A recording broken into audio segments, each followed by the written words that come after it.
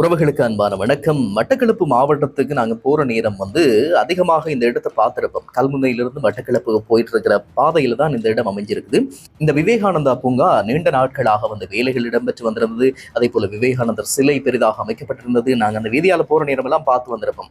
அதுக்கு பிறகு பூக்கள் பூத்து குலுங்கக்கூடிய காட்சிகள் எல்லாம் பார்த்திருந்தோம். ஆனாலும் அதுக்குள்ள போக கிடைக்கல அப்படின்னு சொல்லலாம். எப்பவுமே அதால போயிட்டு வரும்போது அதுக்குள்ள போயிட்டு வர்றதுக்கான வாய்ப்பு கிடைக்கிறது கிடையாது. எனவே இன்றைய நாள்ல அங்க போகிறதுக்கான ஒரு வாய்ப்பு கிடைச்சிருந்தது. எனவே அங்க உள்ள போறதுக்கு 50 ரூபாய் ஒருவருக்கு டிக்கெட். அதுவும் 10 வயதுக்கு குறைந்த பிள்ளைகளை கூட்டிட்டு போறீங்க அப்படின்னு சொன்னா அவங்களுக்கு இலவசமாக போறதுக்கான அனுமதி இருக்குது.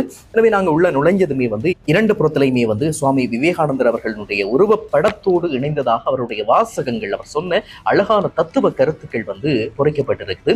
அது இரண்டு பக்கத்திலையும் பார்த்தோம் அப்படின்னு சொன்னா மிக அழகான பூந்தோட்டம். இதுதான் இங்க சிறப்பாக இருக்கக்கூடிய விஷயம்.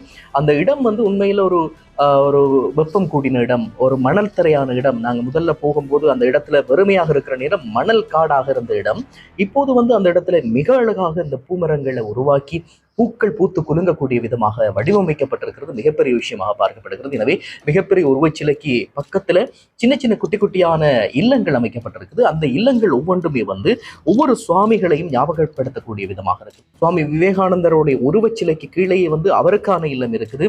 அதுக்குள்ள அவருடைய சீடர்கள், அவருக்கு குருவாக இருந்தவர்கள், இவர்களுடைய உருவப்படங்கள் எல்லாம் அங்க பெயரோட பொறிக்கப்பட்டிருக்குது. அவர்களையும் நாங்க அந்த இடத்துல பார்க்கக்கூடிய மாதிரி இருக்கும், அவர்களோட ஆசீர்வாதத்தை பெறக்கூடிய மாதிரி இருக்கும். அதற்கு அடுத்தபடியாக சுவாமி விபுலானந்தரனுடைய ஒரு இல்லம் இருக்குது. இப்படியாக ஒவ்வொரு சுவாமிகளினுடைய இல்லங்களும் அங்கு வடிவமைக்கப்பட்டிருக்குது. அங்க போட்டிருக்கக்கூடிய அந்த பதாகை மிக முக்கியமானது. இங்கு காதலர்களுக்கு இடம் கிடையாது, அப்படி பயன்படுத்துகிற போது அவர்களுக்கு தண்டனை வழங்கப்படும் என்று சொல்லி ஒரு பதாகை இடப்பட்டிருக்குது. எனவே மிக அழகான இடம். நீங்க ஃபெமிலியா போனீங்க அப்படின்னு சொன்னா பார்க்கக்கூடியது மாதிரி இருக்கும். விவேகானந்தரோட உருவத்துக்கு பின்னாலேயே ஒருவரோட சிலை நிறுத்தி வைக்கப்பட்டிருக்குது. யார் அப்படின்னு சொல்லி போய் பார்த்தோம் சொன்னா அவங்க சுவாமி விவேகானந்தருடைய சீடராக இருந்து சமூகத்துக்காக தன்னுடைய வாழ்க்கை அர்ப்பணித்த சகோதரி நிவேதிதா அவர்களினுடைய சிலை இருக்குது.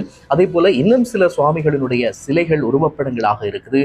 இன்னும் சிலருடைய உருவப்படங்கள் இருக்கிறது போலவே சிலைகளும் கூட வடிவமைக்கப்பட்டிருக்குது. அவங்களோட நினைவு சின்னங்களாக அந்த சிலைகள் பார்க்கக்கூடிய மாதிரி இருக்குது. எனவே அங்க இருக்கக்கூடிய ஒவ்வொரு ஓய்வு இல்லங்களும் ஒவ்வொரு சுவாமிகளினுடைய பெயர்ல பொறிக்கப்பட்டிருக்குது.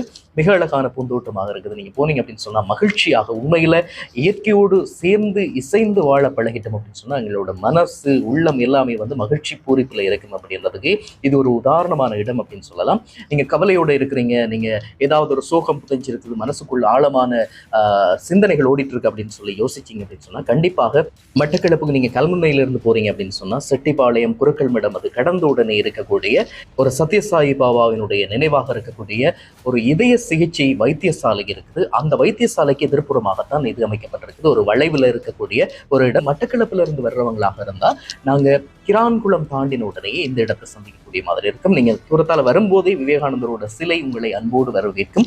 எனவே நீங்க வந்தீங்க அப்படின்னு சொன்னா உங்களுடைய உள்ளம் பூரிப்படையக்கூடிய விதமாக, உங்கள் உள்ளத்துல இருக்கக்கூடிய கவலைகளை மறந்து நீங்க மகிழ்ச்சியாக அந்த பூக்களை போலவே நீங்களும் சிரித்த முகத்தோட வெளியில போறதுக்கான வாய்ப்பு இருக்கு அப்படின்றத ஞாபகப்படுத்திக் கொள்றோம். இது வரைக்கும் போகல அப்படின்னு சொன்னா கண்டிப்பாக போய் பாருங்க.